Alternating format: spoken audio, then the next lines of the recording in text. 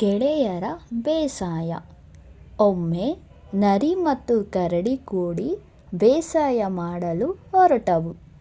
ಜಾಣ ನರಿಯು, ಭೂಮಿಯ ಮೇಲಿನ ಬೆಳೆಯ ಭಾಗ ನನಗೆ, ಭೂಮಿಯ ಒಳಗಿನ ಭಾಗ ನಿನಗೆ ಎಂದು ಕರಾರು ಹಾಕಿತು.